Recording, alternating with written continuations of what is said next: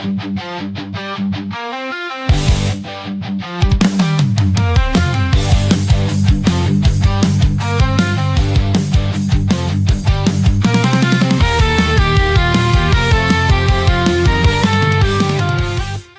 on the podcast, we have actress and Nightmare on Elm Street icon Lisa Wilcox. Lisa, thanks for joining us. Well, thank you for having me. Hi. Hi, absolutely. We have a big Nightmare on Elm Street reunion coming up this year at Scarefest. Well, I'm excited to see all of you. Super excited to see so many Nightmare on Elm Street cast members. And of course, I know all of them, and we're all great friends, and we all have a great time together. Yeah. So I'm sure if any of you have met us at any of the conventions, you'll see us down at the restaurant or at the bar, hanging out and all that. We're not the kind that go straight to our room. Yeah.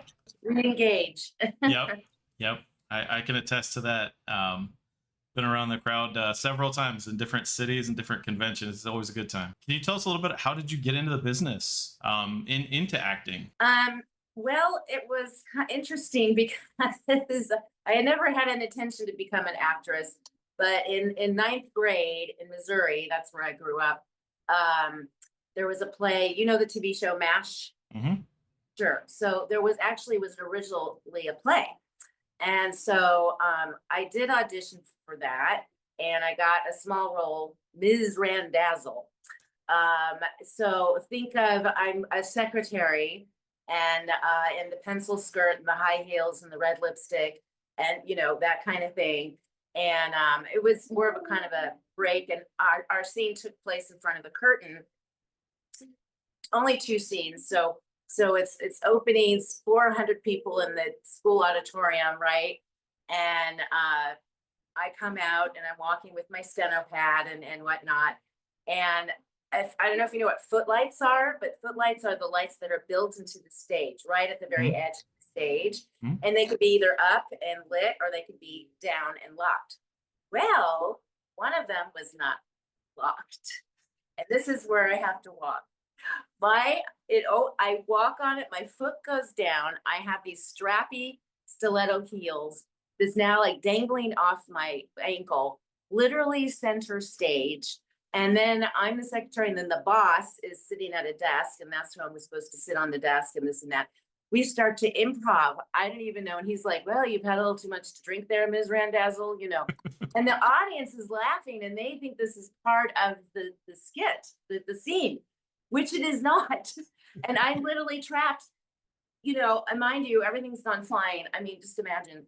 And so backstage, they realize something's amiss. So the guy who plays Hawkeye opens the curtain, and he rescues me from the footlight, and we proceed to do the scene. Wow. So that was my first experience in acting. Now, shortly thereafter, my father was offered a great job in Newport Beach, California.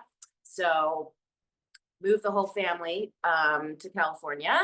And I really wanted to be a nurse or something in the medical field. Then, so I'm finishing high school in Irvine, California, and a friend of mine, his brother, had an audition at Buddy Ebsen's theater in Newport Beach, and he's like, Lisa, you want to come with me? I'm like, yeah, sure, why not?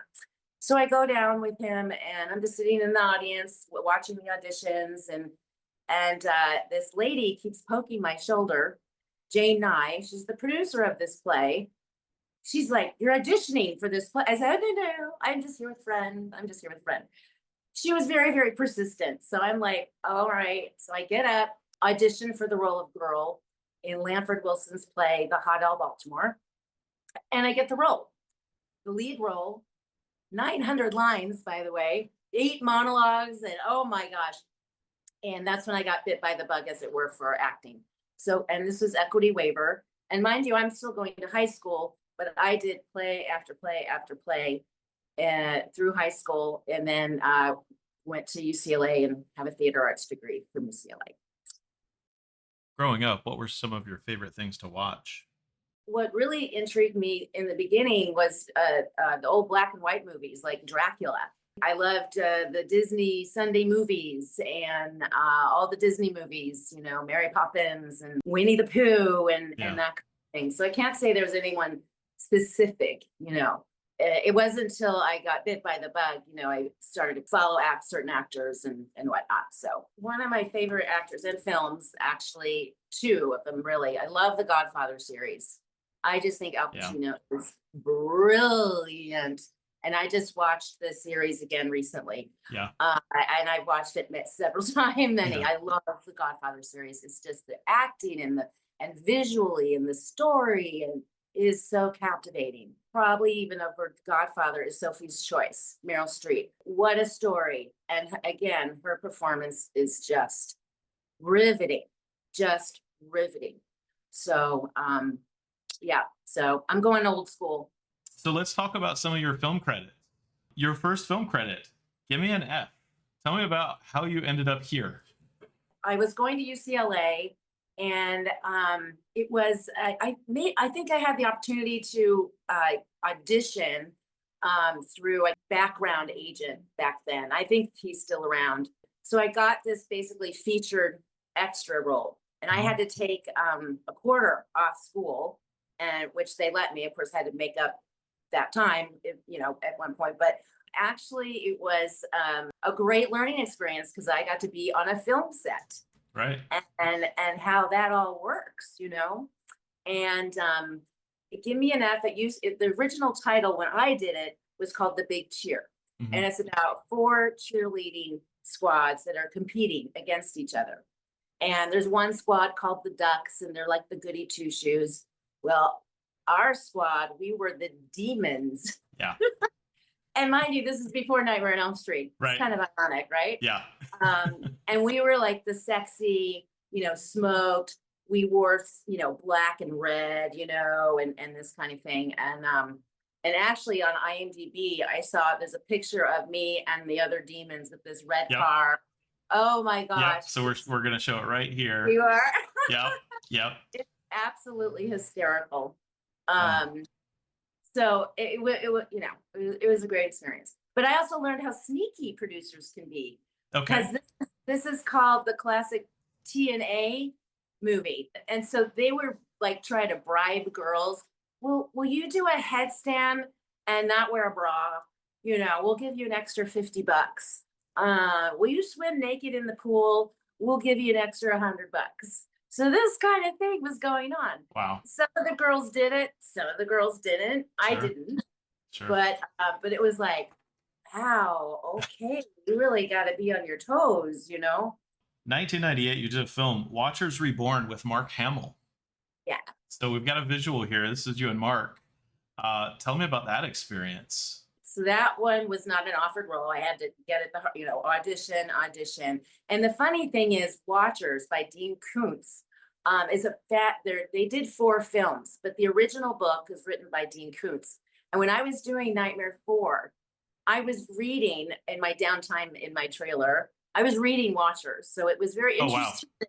Years later, I get to be in the film, right? Yeah. And with none other than Mark Hamill. Yeah. So I got the role. I was ecstatic. I'm a huge Star Wars fan. I mean, are you kidding me? Right. That's Luke Skywalker. Yes, exactly. I'm like, you know, I couldn't hardly sleep the night before. It was like going to the first day of school kind of thing, you know. I was so nervous. But anyway, we worked together for about a month, and we had the best time. He's lovely, absolutely lovely. And in fact, he invited me and my kids and my husband over to his house and hung out with him and his wife and swam in the pool. And oh, wow. There's kind of a little funny story there, actually. So my youngest son was about 3 years old. We're sitting on the patio, and there's this bowl of cherries, and we're eating cherries or whatever. My son, boy, he really dug those cherries. I look over and like half the bowl is gone. Guess what happens? On Mark and his wife's Oh, no. patio. Now, they have 3 children of their own. And there's a hose right there. And Mark's like, oh, no big deal. No big deal. So Mark Hamill is literally, yes, hosing off my son's bar. I want to talk about Fear Clinic. Now, obviously, you did Nightmare back in 88 and 89.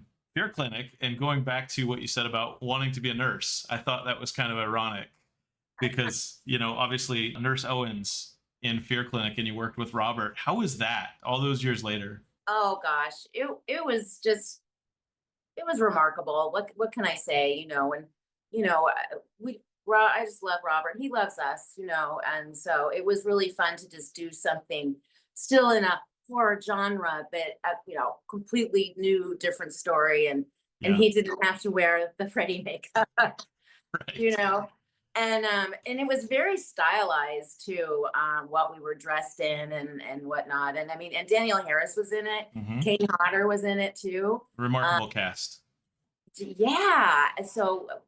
But something happened with the production company. It folded, and it just fell between the cracks. What can I say?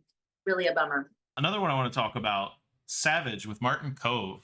Marty is a hoot. Yeah, Okay. he absolutely And is. he is a hoot. And this character he plays in Savage, you guys just watch Savage just for his performance alone.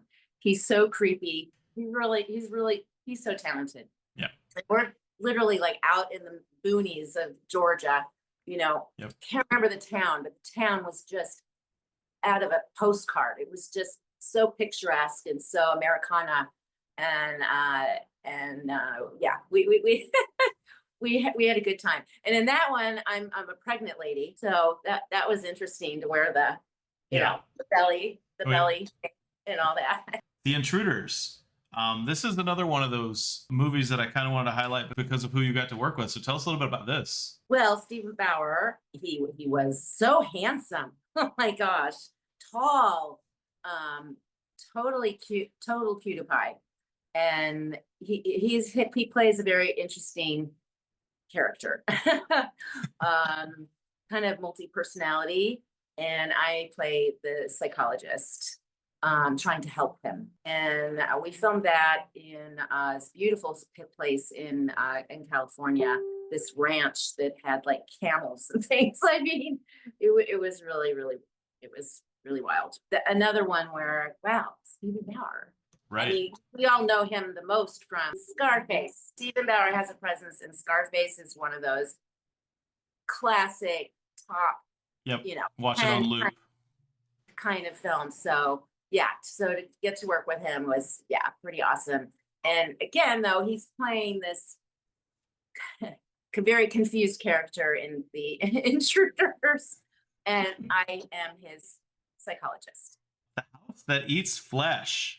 I love playing that character.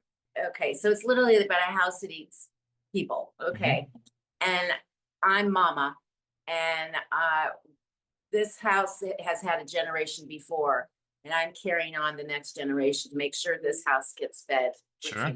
Okay. And I said to the director, I really want to do something fun with this. So I said, I wanted an eye patch, I wanted scars on my hands, face, the eye patch, and chose a very guttural kind of voice to use for this role. So I guess you could say I got to play a character role. Sure. And boy, those are fun. The next role I want to talk about is kind of a fun role. It looks like it's a movie called Don't Suck, and I'm looking at the cast, and the cast is top notch. This is Jamie Kennedy and Matt Rife. Yes, who's like 3 million followers or something. And it's a really good movie. It's so fun and funny. So this is one where I was really nervous. My scene is with Jamie Kennedy. And I'm like, oh my God, he's a stand-up comedian and whatever. And I know he's going to want to do some improv. Oh my God. And RJ, of course, says, we're going to do the script, but Jamie's going to want to do, throw out some one-liners and for you to banter and this and that. I'm like, okay, that's fine. Okay. So we're on set, and I'm so nervous around Jamie. I'm shaking. I'm literally shaking. And he introduces himself. He's so lovely, and this and that. And he says, "Are you cold?" And I said, "Yes, I'm cold. Can we get Lisa a jacket?" But so that's what I told. I said, "Yo, yeah, I'm cold." Anyway, we do our scene, and I'm telling you, thank God for the improv training I had that came back, and we just blew it out of the park. And he was like, "You are awesome, Lisa. You did so great, blah, blah, blah." So it was a year or so later, at a convention, I told him the shaking story. I said, "You remember when you said it was, are you cold?" I said, "Actually, I was so nervous, I was shaking." He's like, "What? It's just little old me." And I'm like, "Oh my gosh." So let's talk about what happened to Dorothy Bell. Yeah, it's what they call a found footage type film, and which I'd never been in one such as such. And it's I can't give away too much, so you have to see it. Sure. I did have the pleasure, they flew me down to San Antonio for the premiere, and I got to see it on the big screen with an audience, and that's always nerve-wracking because you just don't know how the audience is gonna react. Are they gonna get it? Are they gonna be bored? Are they gonna say it sucks? I don't know, it's very nerve-wracking to sit in the audience. But anyway, the audience, they loved it. They Yeah. loved it. We were really, really relieved. And that one too, I play a psychiatrist. I'm Um, seeing a pattern here. yes, I've played a few doctors, even in Watchers. I'm a doctor in that one, so I've done my share of nurses and doctors, and I'm sure more to come. The last one I want to talk about before we move into the nightmare stuff, Desert Fiends. And I only want to talk about this because of the amazing cast. We're showing a graphic here. This cast is incredible. It was so fun. Again, I can't. Oh, this is why I love acting. I mean, I get paid for doing what I love to do, and I have so much fun. Yeah. And because the actors are so cool and fun to hang out with, they're amusing and this and that. So my scene was mostly with Michael Pare, and I play this kind of goofy mom. And I knew the cast list. And Sean Phillips, I've done 3 films with him. Mhm. It's always a good time with him. So let's get to the one that a lot of people have tuned in for, A Nightmare on Elm Street 4, The Dream Master. Tell us how you got this part. So a manager calls me and says, "I submitted you for a Nightmare on Elm Street for the Dream Master." I'm like, oh my God, that's fantastic. And then he calls me and says, "They're not going to audition you because back then I had literally platinum blonde hair. You Right? can even see that kind of from the DNF picture. And I played like beauty queens and cheerleaders and ingenues, ingenue rules. And so, and the makeup and the hair and the big. So this is not at all what they pictured Alice to look like, Sure. right? So they're like, nope. So then like a month goes by and I finally got to audition. And back then they would give you the whole script. I totally bonded with Alice because even though I had done that one play, Ms. Randazzle, but ultimately I read books. Books were my thing. And imagining being Nancy Drew and that kind of thing. It was much more of it. I was an introvert, honestly. I had imagination in my head, daydreamer, like Yeah. Alice, Yeah. right? And we moved a lot as a kid, so going to a new school was always terrifying, trying to fit in. And because these kids have already bonded and know it's the new kid in town, and they weren't always very nice, you know what I mean? Yeah. So so to me, those mean kids was Freddy Krueger. Yeah. Okay. Sure. So I really related, and I went in, no makeup. I wore pale yellow, my worst color, and I had just did nothing with my hair or anything. And I auditioned with Tuesday Night. Tuesday Night I played Kristen, and she was the first one cast actually because that was rather pivotal because she's replacing Patricia Arquette from Sure. 3. So she was first on cast. She's there, and of course Rennie was there, and I read. And then a couple days later, I had a call back and did that, and that was a Friday. And I was getting married that Sunday. Over 100 people wedding, mind you. And I was on my honeymoon in Hawaii when I got the call that I had gotten the role of Alice. So let's walk through Nightmare 4 kind of in sequence here and talk about key moments. So when we first see Alice, Kristen's coming up to get Alice, and here she is. We've got a sweater, and we've got kind of some drab look to her, and of course the red hair, and just covering with the books and the whole deal. And when you see the transformation to the end of the film, you're like, that's not even the same person. There's no way that that's a thing. But then we see Rick, coming out of the window. And I wanted to talk about that a little bit because I think your chemistry with Andres is like real, authentic brother sister Yeah. connection that you have there. And we point that out. We have the scene in the bedroom where you do the whole the karate kick thing. Um, and you can just tell he's there. He's just trying to kind of get you out of your shell a little bit and kind of open up to the world. Yeah, we were, chemistry just, it happened, and thank you for saying that about recognizing this chemistry with not just the friends, but also my brother and the dad Mm. and Nick. And often a good film is about that chemistry and the believability. There really are, friends, and they really are related, and they really are, The other thing about the scene with the karate kick and Rick, this is our first glimpse into your mirror, right? You've got this mirror that is covered, and you don't want to see yourself. You want to cover it. It's so poetic, it really is poetic. Again, the script providing these scenes of Alice slowly revealing herself, thus revealing her inner strength. Going back to talking about Nick, let's talk about a character arc there. Getting to the end of 4 and then into 5, night and day. Nick is just so great with that. I mean, he takes that character that a lot of people don't really see as part of the main cast, and he kind of, every moment he's on screen, he makes count. Yeah, he really does. Again, a wonderful actor. We see Alice at her job at the diner, and this is really the last time we see her like this before the changes start happening.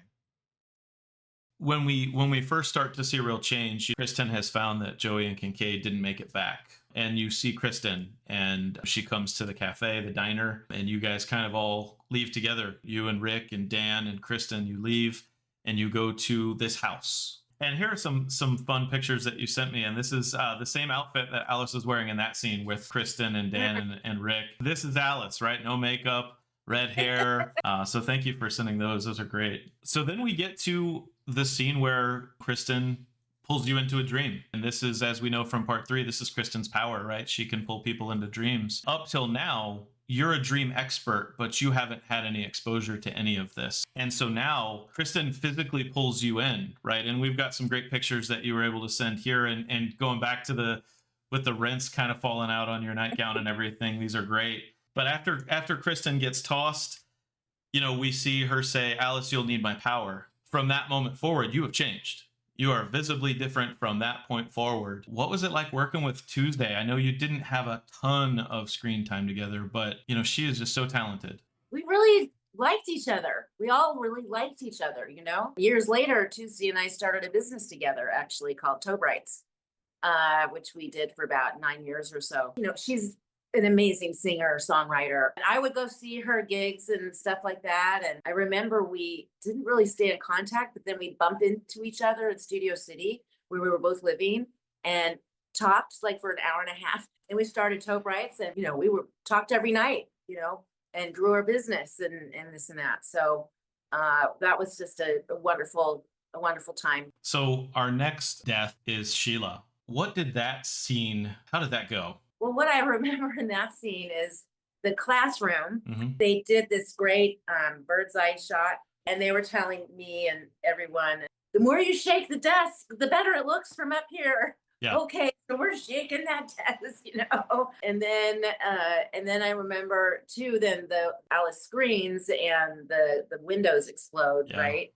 And I was kind of like, well, how are you going to do that? And they're like, don't worry, we're just going to you're not going to be in the room when that happens. Right. You're just going to have, because I'm still learning film. Sure. Sure. I knew theater, like the back of my hand, but, and then I know we're just going to throw some candy glass on you. That's all that's going to happen. I'm like, okay. So Sheila leaves, and of course we see Alice kind of go through a bit of a change. But again, very subtle. It's there, though. You can pick up on it if you're paying attention. But the next one, I think, is really what does it, right? And this is with Rick. Rick is up all night with you, and he's very tired, and he's in the locker room, and he falls asleep. Once Rick departs, we see Alice kind of at the cemetery, and Rick opens up and she's in her daydream again.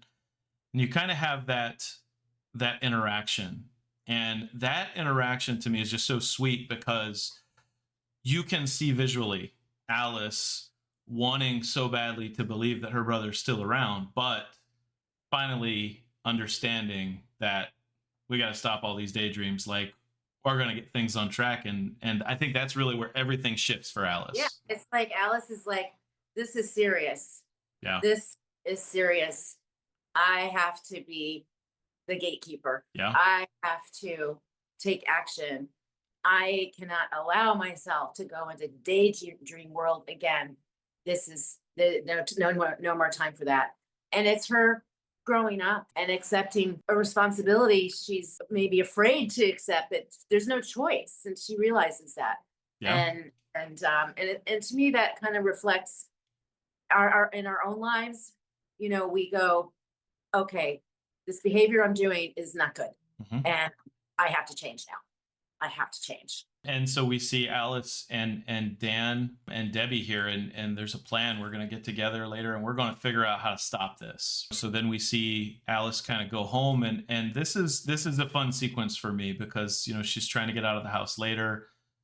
Your dad Nick is saying, you know, you can't. I lost Rick, and then this is where you start to see him soften up, and you start to see him really understand that he hasn't been as involved as he should have been. You kind of go upstairs and you fall asleep, and then the next thing we know, you're going to the movies, right? You're going in and seeing one of these old-timey films. And you know, this whole sequence was something they played in the advertising of the movie, right? Where you're getting sucked into the movie screen, and Yeah. there's this whole thing, and it was just this larger than life scene.